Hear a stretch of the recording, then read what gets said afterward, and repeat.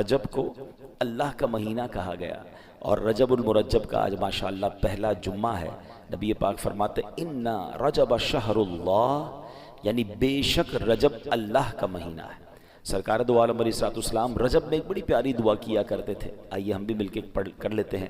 اللہم بارک لنا فی رجب وشعبان وبلغنا رمضان، اے اللہ پاک ہمارے لیے رجب اور شعبان میں برکت عطا فرما اور ہمیں رمضان تک پہنچا دے، آمین۔ اب ذرا غور کریں اس دعا میں رجب اور شعبان کی برکت کی دعا کے ساتھ ساتھ رمضان سے کیسا پیار چھلک رہا ہے کہ ہمیں رمضان تک پہنچا دے، ہمیں رمضان سے ملا دے۔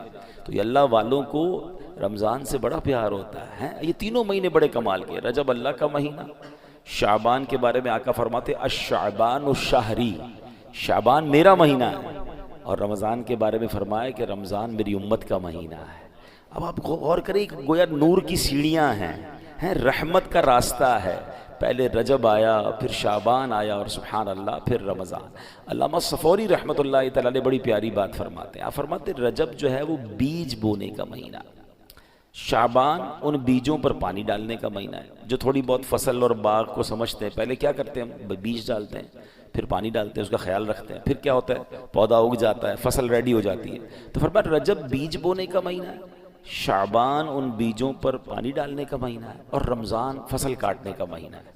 اور پھر اس کو ڈیفائن کیا انہوں نے، وہ کیا ہے؟ فرماتے ہیں جو رجب میں عبادت کا بیج نہیں بوتا، شعبان میں ان بیجوں پر اپنے آنسوؤں سے آبیاری نہیں کرتا، یعنی پانی نہیں ڈالتا، تو وہ رمضان میں رحمت کی فصل کیسے کاٹے گا؟ تو بی پریپیئر، تیار ہو جائیے، اب عبادت کا سلسلہ شروع کرنا ہے۔ اگر تھوڑی بہت گرد لگ گئی، مسجدوں سے دور ہو گئے تھے، عبادت میں سستی ہو گئی تھی، تو یہ رجب ایک پیغام دے رہا ہے کہ اب آ جاؤ، پھر سبحان اللہ مسجدوں کی طرف آ جاؤ، عبادتوں کی طرف آ جاؤ، تلاوت کی طرف۔ علماء بڑی پیاری بات فرماتے رجب میں 3 حرف ہیں، را، جیم اور با۔ انٹرپریٹیشن کیا ہے اس کی تفصیل کیا بیان کرتے ہیں؟ کہتے ہیں را سے مراد ہے رحمت الہی، آخر میں جو با ہے نا اس سے مراد ہے بر یعنی بھلائی، اور جو بیچ میں جیم ہے نا اس سے مراد ہے بندے کے جرم۔ اللہ کی رحمت یہ اعلان کرتی ہے کہ میری رحمت اور میری بھلائی کے درمیان میرے بندے کے جرموں کو کر دو، اور اللہ کی رحمت گناہ معاف فرما دیتی ہے۔ دس از بیوٹیفل منتھ، تیار ہو جائیے، اب نماز قضا نہیں کرنی، اب عبادتوں سے جی نہیں چھڑانا، بلکہ اس میں جتنے ہو سکے اس میں روزے رکھنے۔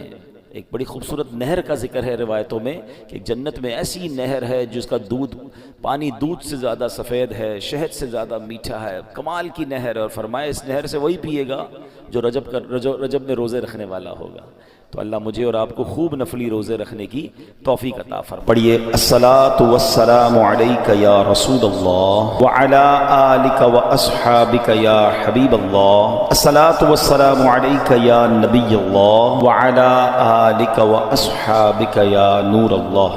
درود پاک پڑھنے کے بے شمار فضائل و برکات ہیں۔ من صلی علی او سأل لی الوسیلۃ حقت علیہ شفاعتی یوم القیامہ، میرے آقا فرماتے ہیں جس نے مجھ پر درود شریف پڑھا یا اللہ پاک کی بارگاہ میں میرے لیے وسیلے کی دعا کی، قیامت کے دن اس پر میری شفاعت ثابت ہو گئی۔ درود پاک پڑھنا یہ شفاعت مصطفیٰ صلی اللہ علیہ وسلم حاصل کرنے کا بڑا پیارا طریقہ ہے۔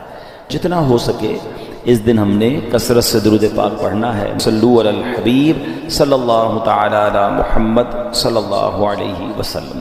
اس مہینے کی شان کیسی ہے اس کے بارے میں نبی پاک علیہ السلام جب رجب آتا تھا نا تو میرے آقا یہ دعا فرمایا کرتے، اللہم بارک لنا فی رجب و شعبان و بلغنا رمضان، اے رب کریم میں رجب اور شعبان میں برکت عطا فرما۔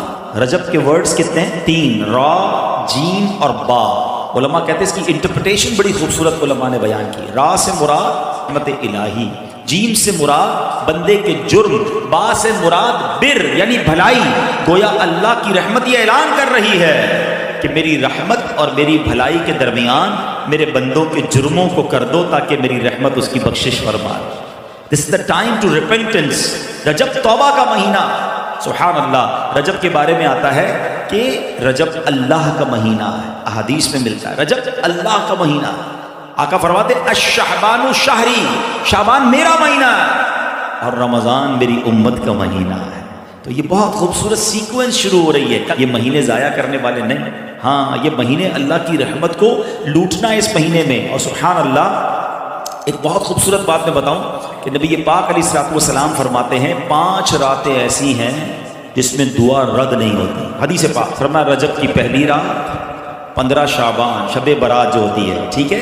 پھر فرمایا جمعرات اور جمعے کے درمیان کی رات. نمبر 4 عید الفطر کی چاند رات. نمبر 5 عید الاضحیٰ کی چاند رات. اور رجب کے روزوں کی تو کیا بات ہے، احادیث میں یہ فضیلت آتی ہے جو رجب میں پہلے دن کا روزہ رکھے، پہلے رجب کا 3 سال کے گناہوں کا کفارہ ہے. دوسرے دن کا روزہ رکھے 2 سال کے گناہوں کا کفارہ، اور تیسرے دن کا روزہ رکھے تو 1 سال کے گناہوں کا کفارہ. پھر پورا رجب جو ہے وہ ہر روزہ جو ہے وہ 1 مہینے کے گناہوں کا کفارہ ہے. اب تو سردیوں کے دن ہیں، ویسے ہی ہم میں سے کئی لوگ لیٹ لنچ کرتے ہیں، 6 سوا 6 بجے افطار ہو جاتا ہے.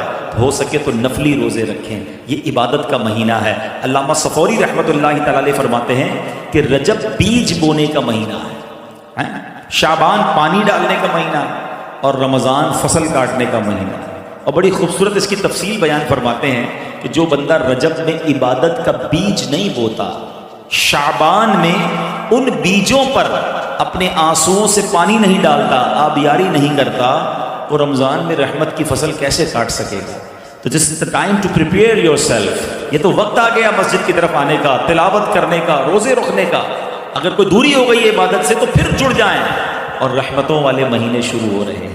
تو اے میرے پیارے اسلامی بھائیوں، اللہ کرے کہ ہم رجب میں اللہ کی عبادت کر کے اپنے گناہوں کی معافی مانگ کے ہم اس رجب کو اس طرح گزاریں. اور رجب میں ایک اور کام کرنے کا بڑا زبردست میں آپ کو بتا دوں کہ نبی پاک علیہ الصلوۃ والسلام فرماتے ہیں، حضرت عبداللہ ابن زبیر رضی اللہ عنہ سے روایت ہے کہ جو ماہ رجب میں کسی مسلمان کی پریشانی دور کرے، اللہ عز و جل اس کو جنت میں ایسا محل عطا فرمائے گا جو حد نظر تک وسیع ہوگا. تم رجب کا اکرام کرو، اللہ کریم 1000 کرامتوں کے ساتھ تمہارا اکرام فرمائے گا. اللہ کرے کہ ہماری کوئی نماز قضا نہ ہو، ہم اس پہ نفلی روزے رکھیں، اس پہ درود پاک کی کثرت کریں، استغفار کی کثرت کریں. اللہ کا مہینہ ہے، خوب اللہ کی طرف لو لگائیں کہ یا اللہ تیرا مہینہ آ گیا، بندہ بھی تو میں تیرا ہوں، میرے مولا تو میری مغفرت فرما دے، ہمیں رمضان سے ملا دے. رجب کا احترام کرنا یہ اللہ کو کتنا محبوب ہے.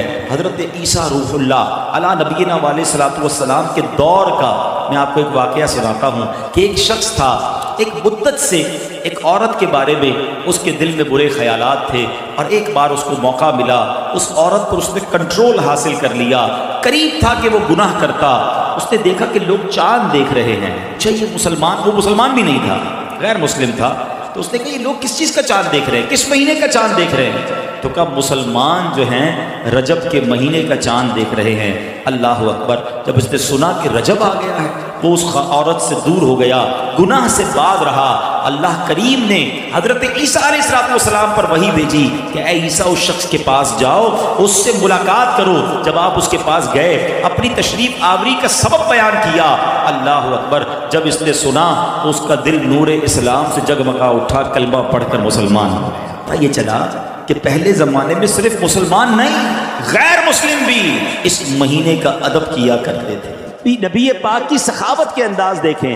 اللہ اکبر. ایک تو یہ نہ کوئی غریب آیا اس کو دے دیا، مگر کہتے عطاؤں کے بہانے ڈھونڈنا، کسی اور انداز سے بھی اپنے صحابی کو، اپنے غلام کو عطا فرمانا.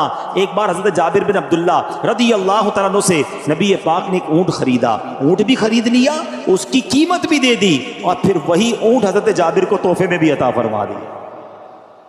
اچھا اسی طرح امیر المومنین حضرت عمر فاروق رضی اللہ عنہ سے ایک اونٹ کا بچہ خریدا اور اس کی رقم دی، اور وہ اونٹ کا بچہ انہی کے صاحبزادے حضرت عبداللہ ابن عمر رضی اللہ تعالیٰ عنہ کو عطا فرما دیا. کتنی خوشی ہوتی ہوگی ہیں کہ رقم بھی مل گئی اور وہ چیز بھی واپس مل گئی. سبحان اللہ. کس قدر سخاوت فرماتے. نبی پاک بعض اوقات اپنی ضرورت کے لیے کسی چیز کو خریدتے تھے، پھر وہی چیز کسی کو تحفے میں عطا فرما دیتے۔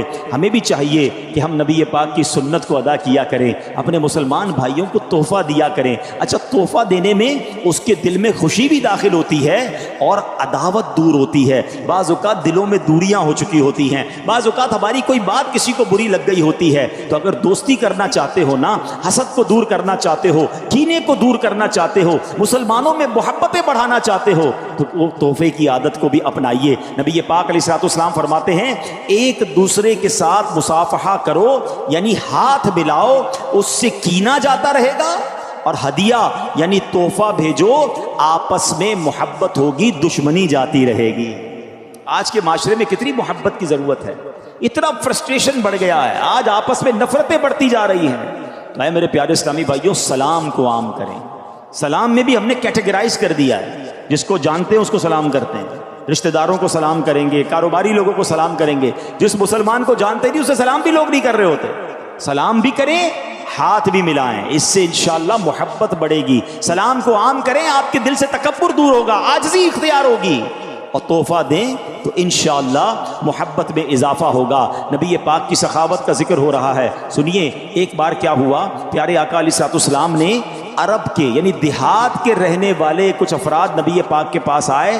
پیارے آقا نے ان میں سے بہت ساروں کو 100 اونٹ تحفتاً عطا فرما دی، ایک ایک کو 100 اونٹ عطا کر دیے۔ حضرت صفوان بن امیہ رضی اللہ تعالیٰ عنہ نے، ابھی وہ اسلام نہیں لائے تھے، وادی حنین کا واقعہ ہے، غزوہ حنین کا موقع ہے، کہتے ہیں نبی پاک سے بکریوں کا سوال کیا۔ حضرت صفوان نے 2 پہاڑوں کے درمیان پورا جنگل بھرا ہوا تھا بکریوں سے، نبی پاک علیہ الصلوۃ والسلام نے وہ پورے کا پورا جو ریوڑ تھا نا، حضرت